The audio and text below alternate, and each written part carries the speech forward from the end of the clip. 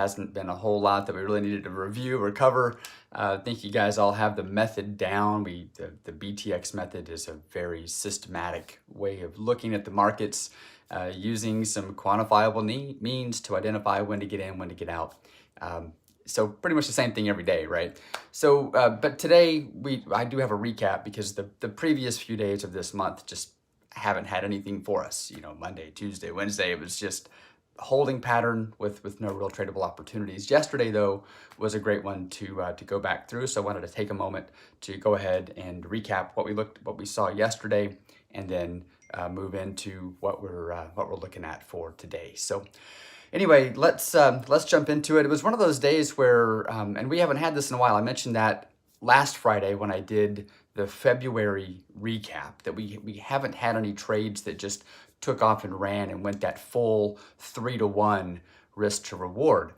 Yesterday, we had 3 tradable opportunities, and all 3 of those went to a full 3-to-1. So, you know, there was a great potential yesterday following this trading method to have those really nice outsized gains on your tradable account, on your trading account, if I can speak correctly. So anyway, let's go ahead and jump into it. We're going to hit this really quickly, run through it. We'll talk about what we're looking at for today, which it's the same thing we're always looking for. Take the guesswork out of it, right? So let's go ahead and jump into it, and I'll let you know what happened. So let's start over here, far right side on the ES. So, you know, coming into the day, what are we looking for? We could see that we've got the 4-hour bias has flipped over to be short. So the orange line is over the blue line on the 4-hour trend, moving average trend. That tells us that we're looking for shorts. On the 30-minute, which is the red and the green, we can see that also confirms the short bias. So what we're watching for when we're in a short bias is we want to see the market pull back, making higher lows and higher highs. So market opened, higher low, higher high, higher low, higher high, higher low, higher high, and then it broke down from here and went that full 3-to-1 risk to reward, which would have actually been out over here. So with this last candle here, you know, the market opened, went up here, and then if you would have had your my brain just stopped working. Your entry point down here at the bottom of that previously closed candle, it pushed right through that and then had a lot of momentum to carry it down. Never even really retraced by more than a couple of ticks. It was just, you know, once it broke through here, broke through this bottom, really the bottom just came out, and it just flowed straight down to that exit point down here. So great looking stuff there on the S&P. For today, we're looking at the same thing. We have a short bias in the 4-hour. We still have a short bias here in the 30-minute. So we're watching for the market to continue to the short side. So we'd be looking for short trading opportunities here on Friday. On crude yesterday, same thing, but the different direction, because in crude, we can see that we have coming into the new market, let's just look at it like this. We could see that we have a long bias on the 4-hour. So the blue line is over the orange line. That tells us that the 4-hour bias is long. And then we've got the green over the red on the 30-minute, which tells us that we've got a long bias on the shorter term as well. So confirmed market bias in the long direction on crude. And I'm sorry if you're hearing all those dings. We got a group chat going this morning. Some funny things happened overseas, and we're making light of that. Anyway,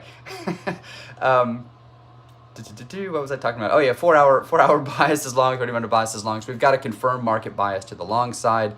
What does that mean for us? It means that we're going to look for the market to make lower highs and lower lows, right? We want to pull back in the direction, we want to pull back away from the market trend, and then we wait for it to break back in the direction of that current bias. So lower high, lower low, lower high, lower low, market broke out, and then we can see it just pushed on straight up and got that full reward out of that tradable opportunity.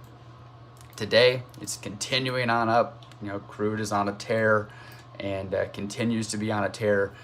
This is one of those interesting pieces, right? Because now you've got, just like with every other market, when it starts taking off, folks start calling the top, right? I say this all the time, especially about crude, but it's like every other market. You've got crude, you've got, the S&P is over here at right now 37, 39. I mean, it's been as high as 3,900. Every time we reach some new high, folks go, oh my God, it's the top and we've got to start selling because it can't possibly continue anymore. Well, they've been saying that about the S&P since about 2000. They've been saying it about crude for the last year since it hit 6, and now it's at 66. They've been saying it about Bitcoin when it was at when it went from 3 to 10. 10 was the top, then 20 was the top, and then 40 was the top, and we know where that's gone. Be careful about that. Yeah, there's tops and things reverse off of it, but be careful about trying to call the absolute top and the absolute bottom. That's typically going to get you in more harm than you need to be, and I don't want to go down a long soapbox, speech on that, but you guys know where I'm coming from on it. So anyway, so crude, today we're still looking at long bias. If the market can pull back, making lower highs and lower lows, we'd look to go long on crude. Gold, yesterday, short bias, and this is one of those that, I've mentioned before. I have a hard time wanting to short gold, but you've got to do what the market tells you to do. So looking at crude, what happened yesterday using the BTX method, we've got a short bias on, try to get you the line up here. We've got a short bias on the 4 hour, so the orange line is above the blue line. On the 4 hour moving averages, that's telling us that we've got a short bias on the 4 hour. And then looking at the 30-minute, we can see the reds over the green, which tells us that we've got a short bias on the 30-minute as well. What do we do with that? Well, we wait for the market to push up. So it's pulling back, right? It's making higher lows and higher highs, higher lows and higher highs. And then we, would potentially trade that as it broke down through the bottom of that previously closed higher low. And we can see yesterday, same thing could have occurred with gold, just like it did with crude and the S&P.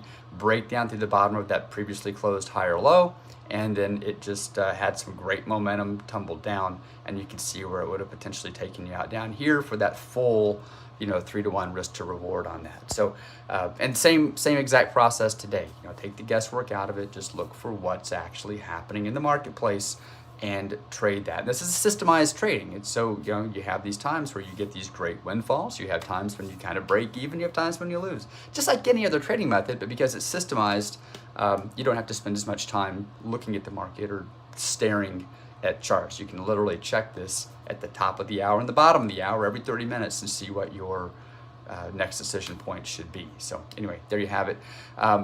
One thing with this yesterday, I want to be sure to point out, last week we talked about risk on your trades, risk on your trading accounts. These, if you have a smaller trading account, you probably wouldn't have taken these trades because this would have required a higher amount of risk so for the S&P, for example, if you're trading a standard lot on the S&P, this trade right here doesn't look like much, but just because of the volatility. What am I? Oh, you don't not seeing my screen. You're looking at me. Hang on, over here. So this distance from the potential entry point to the potential exit point up here for your initial risk doesn't look like much in relation to these other candles. This was a pretty large amount of points here. I mean, that was what, 19.5 points from bottom to top. So that would have been an expensive trade. On a standard lot, that would have been about $975 of risk. So how would you manage that? Either A, you have to have a much larger account to take a standard lot size, or B, you chunk down into micros. So instead of trading one standard lot, you cut it in half and you trade 5 micro lots on it. So now that let's just call it $1,000. Now that $1,000 of risk is only $500. So that $2,900 of reward, became, what's the math? Well, let's just call it $3,000 of reward becomes $1,500 of reward. But either way, that risk to reward is still 3-to-1. You've just chunked down your risk by saying, hey, I can't take this trade in a standard lot because that 20 points of risk or 19 and a half points of risk is too rich to take that standard. So in the ES, there are micros available. I'm pointing back at my screen, which you can't see, but there are micros available. So instead of just trading one standard, trade multiple micros. Gold offers the same thing. Instead of trading a standard lot, trade multiple micros. You reduce your risk, and you can still participate in that. Crude, you don't have the option of micros, but the other markets you do. So keep that in mind. Be sure to really be watching the levels of risk, and if it's too much for the standards for your specific account size, then move that down. If you're in between, you could trade micros. You could trade 12 micros instead of 2 standard lots. Maybe your risk to be a little bit higher than what's just there on that one standard, but it's trading 2 standards would be too much. Chunk it down. Use micros to your advantage. It's a great way to really dial in that risk based on your actual account size. Anyway, that's it for now. I'm going to leave it here. I've gone way longer than I wanted to go, but I hope you guys got some good information out of that. Bottom line, 2 things really. A, stick to the plan. Just let the system define what you do. If you want to take the guesswork out of it, get something that allows you to have a systemized, quantifiable approach to the market. Do that every day. And then, B, manage your risk appropriately, and you can utilize smaller lot sizes to help you manage your